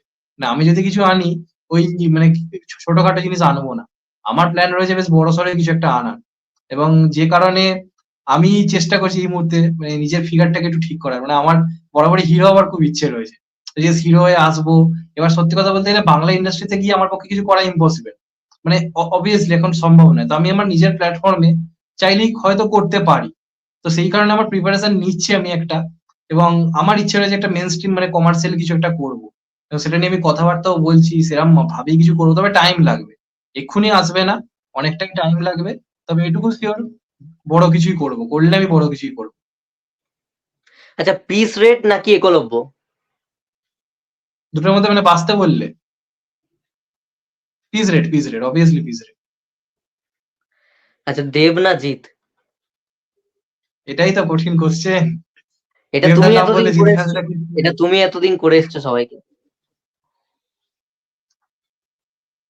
আচ্ছা এইটা যদি আমাকে বলতে বলা হয় তাহলে আমি মানে বেসিক্যালি জিদ্দাকে একটু হলেও এগিয়ে রাখছি। তার কারণ হচ্ছে একটাই। কারণটা কি? লোকটা কোভিড এর টাইমে মেইনস্ট্রিম কমার্শিয়াল কাজ এনেছে। যেটা খুব মানে ভয়ংকর ব্যাপার। আজকে ধরো এই যে মির্জা হচ্ছে, এই যে খাদান হচ্ছে, এটা কিন্তু সত্যি কথা আজকে যদি জিদ্দা না করতো, একটানা যদি না চেঙ্গিজ আনতো, রাবণ যদি না আনতো, বাজি যদি না আনতো, কেউ ভরসা কিন্তু পেত না। আজকে চেঙ্গিজ একটা ভালো বক্স অফিস এনেছে, প্যান ইন্ডিয়াতে নিজের একটা জায়গা তৈরি করছে যে কারণে কিন্তু পরবর্তীকালে সবাই দেখবে প্যান ইন্ডিয়া রিলিজ এই জিনিসটা কিন্তু করার চেষ্টা করেছিল। সফল হয়েছে কেউ সফল হয়নি। আর দেবদা তো অবভিয়াসলি ভালো মানুষ একজন। দেবদা মানে দুর্ধর্ষ একজন মানুষ। যেটুকুটা আমি তার সঙ্গে কথা বলেছি এবং দেবদা এখন অভিনেতা হিসেবে নিজেকে অন্য উচ্চতায় নিয়ে গেছে। জিৎ বা দেবের মধ্যে যদি কথা বলতে বলো, জিৎদা একটা টাইমে দেবদার থেকে অনেক এগিয়ে ছিল। পারফরমেন্স এর দিক থেকে। জিৎদা আর দেবদা মানে এরম ব্যাপার ছিল। এখানে ব্যাপার ছিল। ১ম দিকের যদি কথা বলি। আজ কিন্তু দেবদা কিন্তু প্রায় সমান জায়গাতে এসে দাঁড়িয়েছে। জিদ্দা যে লেভেলের পারফরমেন্স করছে, দেবদা কিন্তু তার থেকে কোনো অংশে কিন্তু কম পারফরমেন্স করছে না। তবে যদি সাহসিকতার দিক দিয়ে বিচার করতে বলো, বাংলা ইন্ডাস্ট্রির মাস মুভির দিক দিয়ে যদি বিচার করতে বলো, তাহলে আমি খাদান নিয়ে তো অলরেডি এক্সাইটেড রয়েছি। সেটা আলাদা দিক। তবে এই কদিনে আমি চ্যানেল খোলার পর থেকে যেরকম অবস্থা দেখেছি বাংলা ইন্ডাস্ট্রির, সেই দিক দিয়ে বিচার করলে আমি জিদ্দাকে খানিকটা একটু হলেও এগিয়ে রাখবো। জিতদেব আমার কাছে সমান। কেউ কারোর থেকে এগিয়ে বা পিছিয়ে নেই। কিন্তু একটু হলেও আমি জিদ্দাকে এগিয়ে রাখছি এই দিক দিয়ে। যে মেইনস্ট্রিম সিনেমাটাকে বাঁচিয়ে রেখেছে বলে। আচ্ছা, অঙ্কুশ দাকে যদি কোনো কিছু না করার জন্য এই ইন্টারভিউ থেকে তুমি বলতে চাও, যে কোনো একটা জিনিস যেটা তোমার ভালো লাগে না, যেটা না করলেই ভালো অঙ্কুশ দার। অঙ্কুশদা মাঝে মাঝে ফেসবুকে কিছু পোস্ট করে যেগুলো আমার ভালো লাগে না। কিছু জিনিস করে যেগুলো খুব বাচ্চা মতো আমার লাগে। রিসেন্টলি একটা কুকুরের সঙ্গে ভিডিও ছেড়েছে। আমি দেখলাম। তুমুল খিল্লি হচ্ছে কমেন্ট বক্সে। তুমুল খিল্লি হচ্ছে যে এইটা কেন এগুলো করার কি দরকার? একজন স্টার বা একজন সুপারস্টার যে হতে চাইছে তার একটা নিজস্ব অরা থাকবে। আজকে দেব নিজের কাজ ছাড়া কিচ্ছু পোস্ট করে না নিজের ফেসবুকে। একটা কিচ্ছু তুমি দেখতে পাবে না। সে কোথায় যাচ্ছে, সে গার্লফ্রেন্ডকে নিয়ে কোথায় ঘুরতে যাচ্ছে, কোনো পোস্ট নেই। কোনো কিছু তুমি দেখতে পাবে না। যখন তার সিনেমা আসে পুরো শুধুমাত্র সিনেমাতে তার পোস্ট ভর্তি হয়ে যায়। এই কাজ আসছে। জিদ্দা দেখবে নিজের কাজটুকু ছাড়া তাকে দেখতে পাওয়া যায় না। সেখানে অঙ্কুশদার কিছু জিনিস রয়েছে যেগুলো এক্সট্রা করে। সেগুলো এখন দেখছি একটু কমিয়েছে। এখন আল্টিমেটলি অনেকটাই কিন্তু কমিয়েছে। আগে প্রচুর করত। মির্জার সময় দেখছি খানিকটা হলেও কমিয়েছে। আমি চাইবো ওইটা যেন পুরোপুরি ছেড়ে দেয়।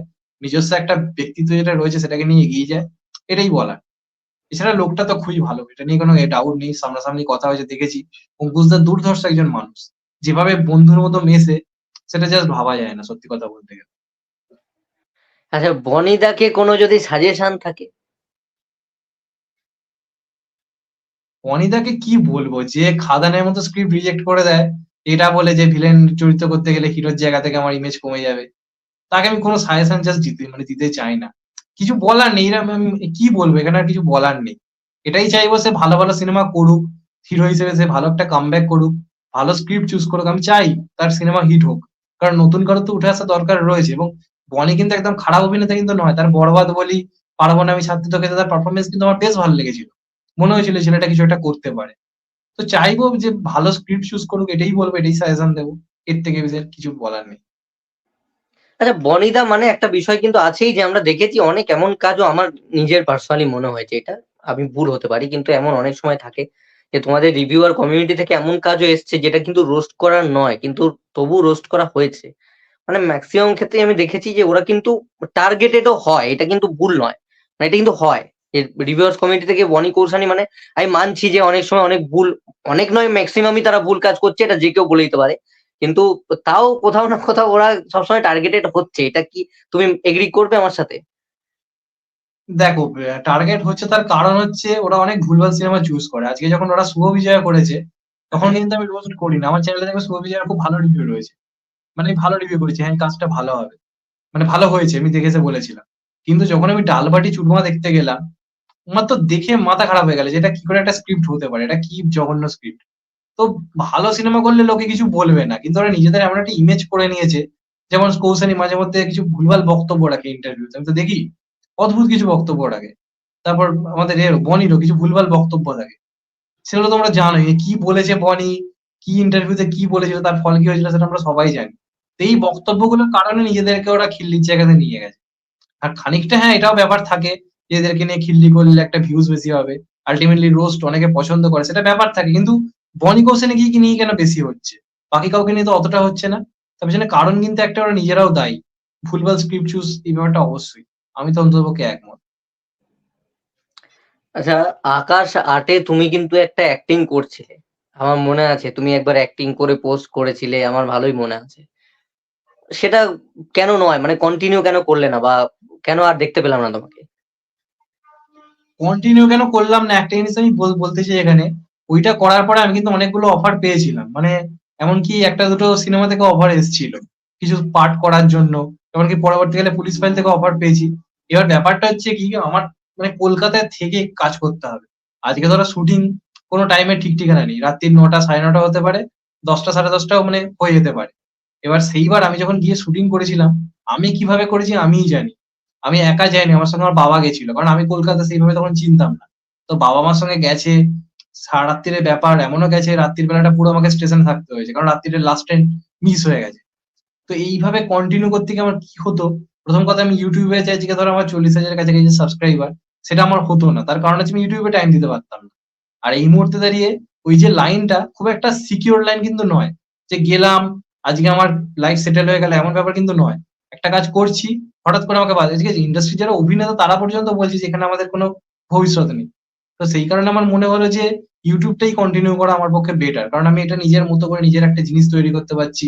নিজের যেটা ভাল লাগছে করছি। তো ওই কারণে আমি আর কন্টিনিউ করি না। ওই যে অফার এসছিল, এমনকি রিসেন্ট একটা সিনেমা যেখানে অনেকেই অভিনয় করছে। তুমিও জানো নামটা, আমি এখানে নামটা বলতে চাই না। সেটা তো আমাকে অভিনয় কিন্তু অফার করা হয়েছিল। তুমি কি এটা পাঠ করতে চাও? আমার কাছে কিন্তু অফার আছে। আমি বললাম, "না আমি করব না। আমার কোনো ইন্টারেস্ট নেই।" তো এরকম বহু ইন্ডাস্ট্রিতে কিছু সিনেমার আমার কাছে অফার এসছে। আমি একদম না করে দিয়েছি সত্যি কথা বলতে গেলে। আমি YouTube এই টাইম দিতে চাই। আচ্ছা, রিসেন্টলি আমরা দেখলাম যে এই কালকেই পাবলিশ হয়েছে, রূপম দা, অরিত্র দা, ওদের চ্যানেলে ইন্টারভিউ এসছে বনিদার, অহল্যার প্রমোশনে। সেখানে আমি এখনো পর্যন্ত তোমার চ্যানেল থেকে ভিডিও দেখিনি। মানে সব জায়গাতেই তো তোমরা তো এই তুমি মহারাজ তোমরা তো ডাক পাও প্রতিটা সিনেমার ক্ষেত্রে, মানে হুম। এটার ক্ষেত্রে কি হলো ব্যাপারটা? দেখো এইটা সত্যি কথা বলতে না আমাদের হাতে থাকে না, মানে এটা অনেকটাই ভাগ্যের ব্যাপার। কারণ কখনো কখনো এমনও গেছে যে আমি হয়তো একাই গেছি, এমনও গেছে কিন্তু যে আমি একাই গেছি, বাদ বাকি কেউই আসেনি। আমি নিজেও গিয়ে অবাক যে যা বাবা, শুধু আমাকে বললো আর কাউকে বললো না। এবং আমি একমাত্র ছিলাম যখন কিন্তু এমন ঘটনা ঘটেছে, কোন একটা প্রিমিয়ারে গেছি, আমাকে একা বলা হয়েছে, আমি কিন্তু পরের দিন ভিডিও করেছি চ্যানেলে এসে যে এরকম কেন, ডাকলে সবাইকে ডাকো, সবাই খেটে খুটে কাজ করছে। যার ধরো 1 লাখ 1.5 লাখ সাবস্ক্রাইবার, সেও যে পরিমাণ ডেডিকেশন দিচ্ছে, একটা 1000 ওয়ালা চ্যানেলও সে একই লেভেলে কিন্তু ডেডিকেশন দিচ্ছে, তো প্রত্যেকেই ডিজার্ভ করে। এবার এমন ঘটনা গেছে যে মানে আমি গেছি, মহারাজ গেছে, কৌশলীদি গেছে, যেমন ধরো এতে ইয়াসের যে ইন্টারভিউ আমরা ইয়াস নিয়েছিলাম, ডাক্তার। সেখানে কিন্তু এখানে আমরা 3 জনই ছিলাম, সেখানে আর কাউকে দেখতে পাইনি।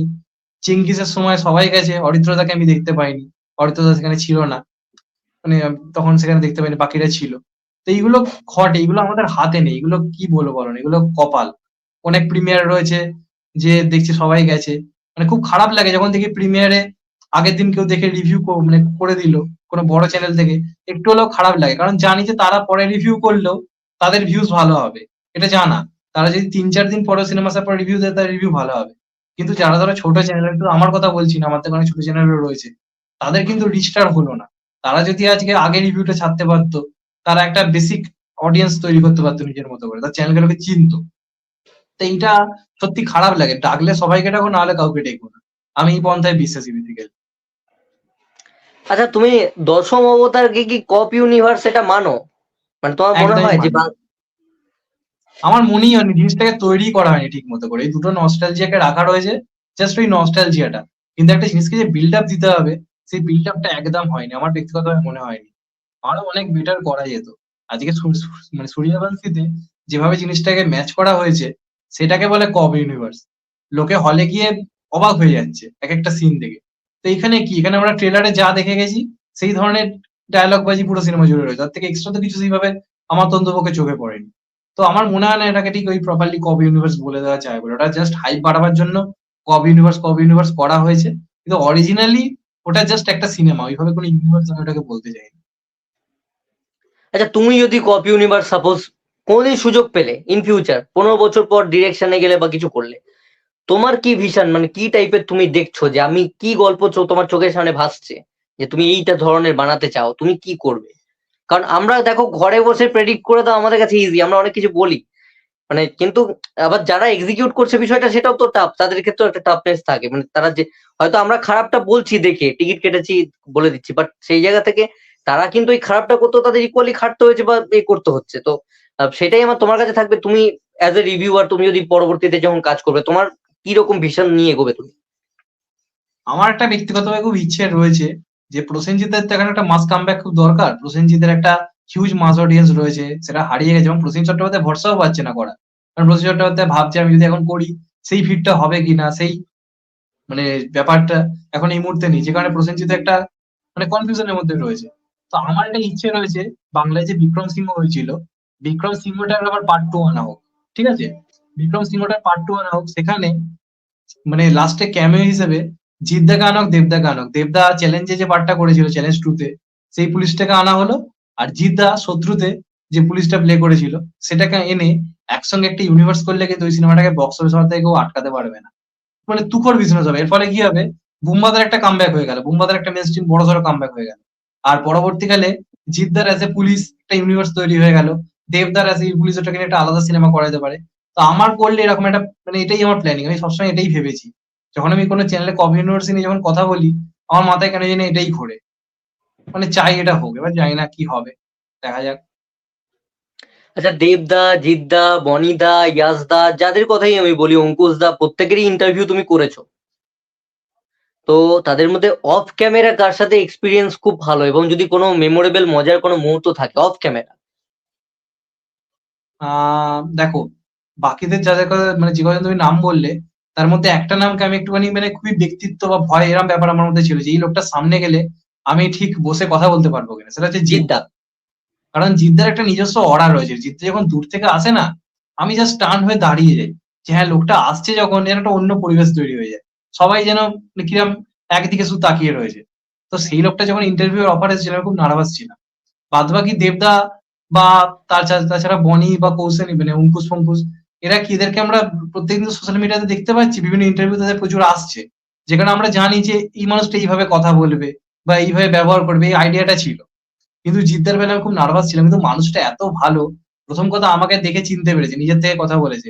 হাই প্রিন্স বলে, তারপর বলে যে, "তুমি মাঝে, মাঝে এমন নাচতে, নাচতে ভিডিও করো। আমরা এক্সাইটেড হয়ে পড়ি।" এই ধরনের কথাবার্তা বলেছে। দেখবে 'উইন্টার' গানটা যখন এসেছিল, আমি ড্যান্স করে ভিডিও করেছিলাম। আমার শুরুতে একটা ইন্ট্রোতে নাচ ছিল।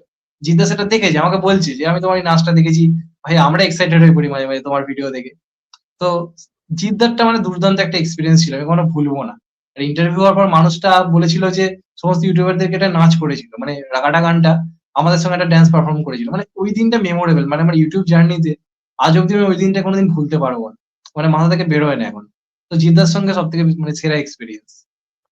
আচ্ছা, ইয়াসদার সঙ্গে রিসেন্টলি তুমি ইন্টারভিউ করেছো, আমরা দেখেছি, বেশ বড় ইন্টারভিউ, পুরোটাই দেখেছি।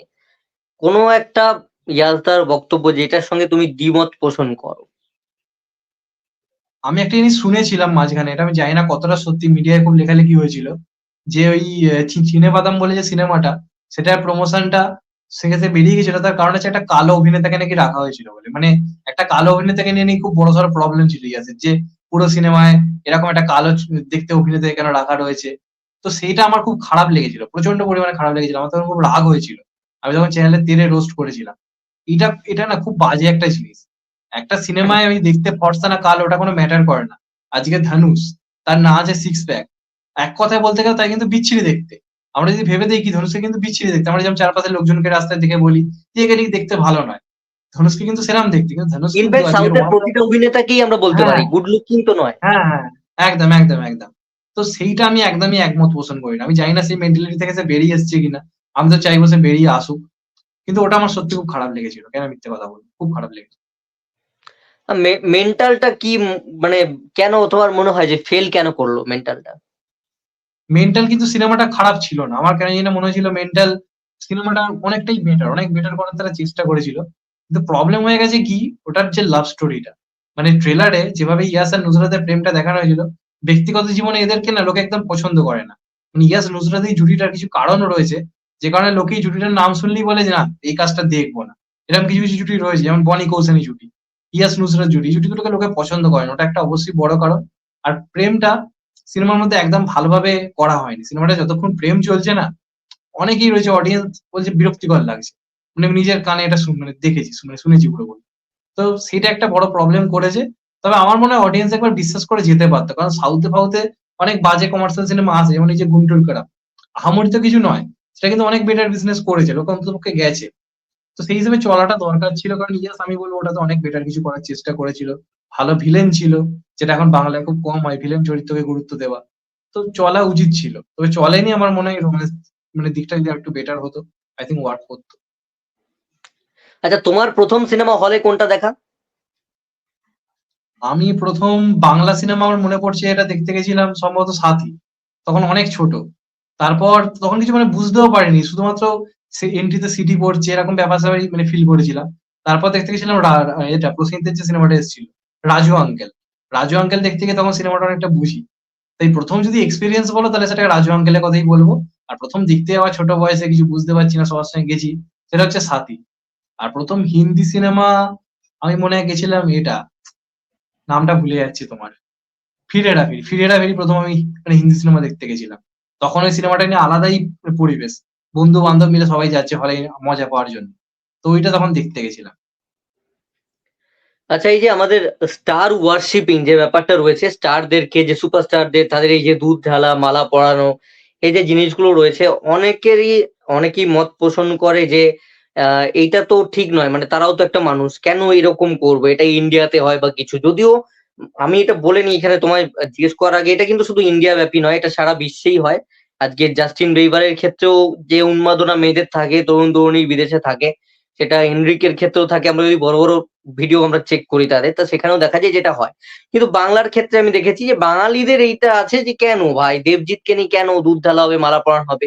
এটা একটা বাঙালিদের তো বিষয় রয়েছে। বাঙালিদের যদিও সবই প্রবলেম আছে বাংলার। সেটার বাইরে গিয়ে আমি তোমায় জিজ্ঞেস করবো যে গড ওয়ার্শিপিং যে ব্যাপার, মানে যেটা ওয়ার্শিপিং হয়, হিরো ওয়ার্শিপিং, স্টার ওয়ার্শিপিং যে ব্যাপারটা, এটা কতটা তুমি মনে করো যে প্রয়োজন আছে ইন্ডাস্ট্রিতে টিকে থাকার জন্য? এটা কতটা দরকার?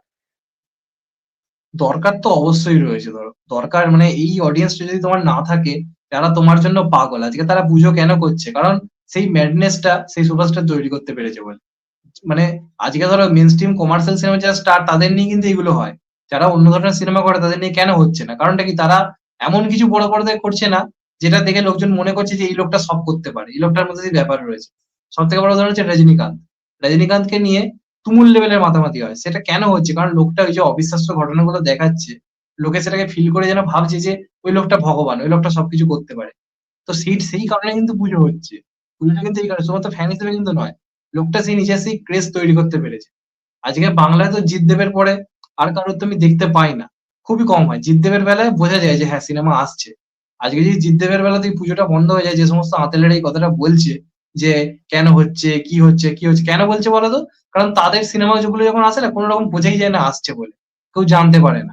এদের সিনেমা এলে যে এত হচ্ছে তাদের প্রচন্ড গায়ে লাগছে যে হ্যাঁ, এইগুলো কেন হচ্ছে? তখন কিন্তু তাদের মনে হচ্ছে এই দুধ ঢালাটা ঠিক হচ্ছে না। অথচ তারা কিন্তু মন্দিরে গিয়ে শিবের মন্দিরে কিন্তু দুধ ঢালছে। নষ্ট করছে কিন্তু। এটা কিন্তু ফ্যাক্ট। আমি এটা খুব কন্ট্রোভার্সিয়াল কথা বলছি। তো এটা তো ভুল হচ্ছে। মানে আমি যদি দেখি ধর্মের দিক থেকে বিচার করে দেখি, ধর্মের ক্ষেত্রেও আমরা কিন্তু কিছু ভুল কাজ করছি। যেগুলো মেনে নেওয়া যায় না। সেখানে কিছু ফ্যান্স রয়েছে যারা যদি সত্যিকারে তাদের প্রিয় সুপারস্টার স্বপ্নের নায়ককে নিজের যারা সুপারস্টার হয় না তাদের মতো করে অনেকে নিজেদেরকে বানাবার চেষ্টা করে। ওর মতো করে হেয়ার স্টাইল রাখবো, ওর মতো করে জামা-কাপড় পরবো। যে কারণে এই যে ব্র্যান্ড গুলোর ক্ষেত্রে কেন এদেরকে রাখা হয়? এরা যেটা করে সেটাই তারা ফলো করবে। সেই কারণে করা হয়। তো সেই হিসেবে আমি এটাকে ভুল হিসেবে দেখি না। তবে স্টার যারা তাদের বলে দেওয়া উচিত যে না দুধটা ঢেলো না। সেটা ভুল হচ্ছে। যেমন সালমান খান বলেছে। সালমান খান রিসেন্ট টাইমে তার ফ্যান্সদেরকে অনুরোধ করেছে যে তোমরা আমার অনুষ্ঠানে বাচ্চাদেরকে মানে খাওয়া-দাওয়া খাওয়াও। দুস্থদেরকে সাহায্য করো। সেটা একটা সুপারস্টারের দায়িত্ব থাকে বলে দেওয়া যে না আমার পেছনে দুধের টাকা তোমরা খরচ করো না। তোমরা এই ভালো কাজগুলো করো। সেটা একটা ব্যাপার। কিন্তু তাছাড়া আমি যে ফ্যান্সদের কথা বলি, এটাকে আমি ভুল চোখে দেখি না। কারণ এটাই তো একটা সিনেমা যে ফেস্টিভ্যাল, সিনেমা আসছে। এই এই আমেজটা এটা তো এই ফ্যান্সরাই তৈরি করে। তো সেই হিসেবে আমার তো মনে হয় obviously দরকার রয়েছে। কিন্তু এটা চিন্তার ব্যাপার বাংলাতে দেবজিতের পরে আর দেখা যাবে বলে আমার তো অন্ততপক্ষে মনে হচ্ছে না। কারোর জন্য এই জিনিস হবে বলে। কেউ নেই যার জন্য এই জিনিস ঘটবে বলে। আর এই যে অঙ্কুশের কথা হচ্ছে, অঙ্কুশদার কিন্তু বেশিরভাগ ফ্যানটা কিন্তু দেবজিৎদার ফ্যানসই। অঙ্কুশদার এখনো সেই নিজস্ব বিরাট যে ফ্যান বেস যে তৈরি হয়ে যাওয়া, সেটা কিন্তু এই মুহূর্তেরই হয়নি। আজকে মির্জাকে সবথেকে বেশি সাপোর্ট করছে দেবদার, জিদ্দার ফ্যান্সরাই কিন্তু। আমি চাইবো অঙ্কুশদার একটা বিরাট ফ্যান বেস তৈরি হোক, বিরাট ভাবে সেটা হোক এবং মির্জা সবথেকে বড় চ্যালেঞ্জ। মির্জা যদি আজকে না চলে, আমরা বাংলায় একটা সুপারস্টার হয়তো পাবো না। সত্যি কথা বলতে গেলে আজকে মির্জা হিরো হলে সিওর শট অঙ্কুশদা একটা সুপারস্টার হয়ে যাবে। যতটা পারা যায়, যতটা হয়। যেমন বিক্রম খানিকটা হলেও কিন্তু তার পরিচিতি বেড়েছে আফটার পারিয়া। লোকে বুঝছে যে হ্যাঁ, হিরো হতে পারে। তো দরকার রয়েছে।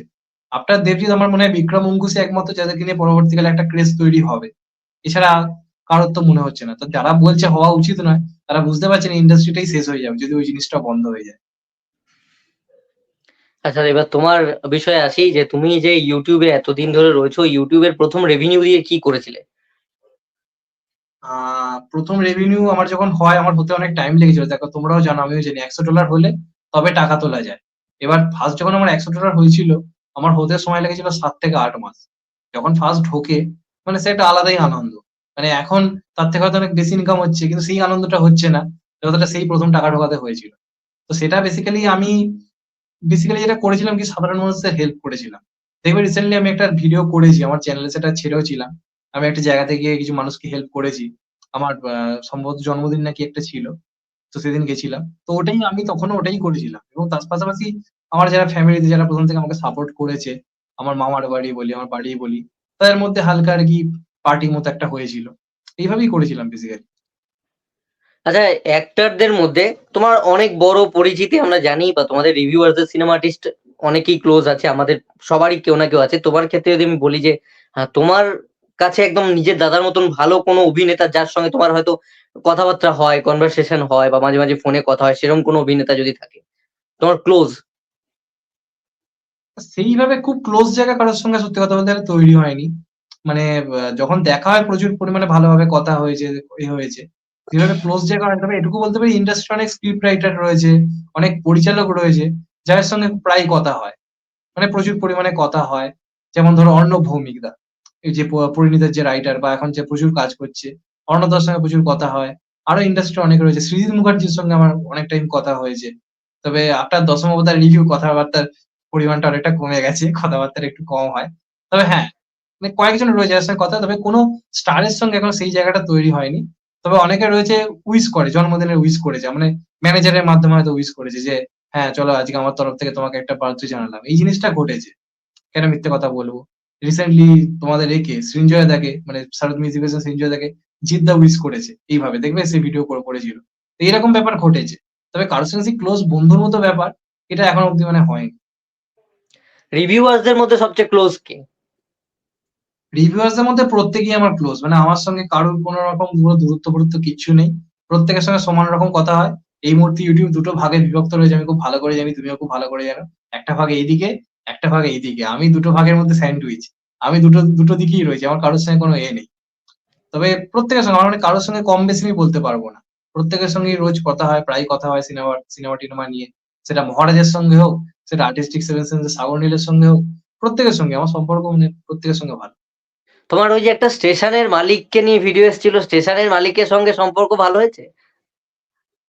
হ্যাঁ, সে তারপর নিজের থেকে আমার সঙ্গে যোগাযোগ করেছিল। কথাবার্তা হয় মাঝে মধ্যে। তখন খুব রাগ ধরেছিল। তবে এখন মিটে গেছে। কেন মিথ্যে কথা বলব? এখন ঠিক আছে। কি কি খেতে ভালোবাসো? সব রকম আমি প্রচন্ড ফুডি। প্রচন্ড পরিমাণে ফুডি। আমি যা মানে খাবার সব মানে সবকিছুই খাই। কোন বাছ-বিচার নেই ওরকম। রান্না করতে পারো? হ্যাঁ।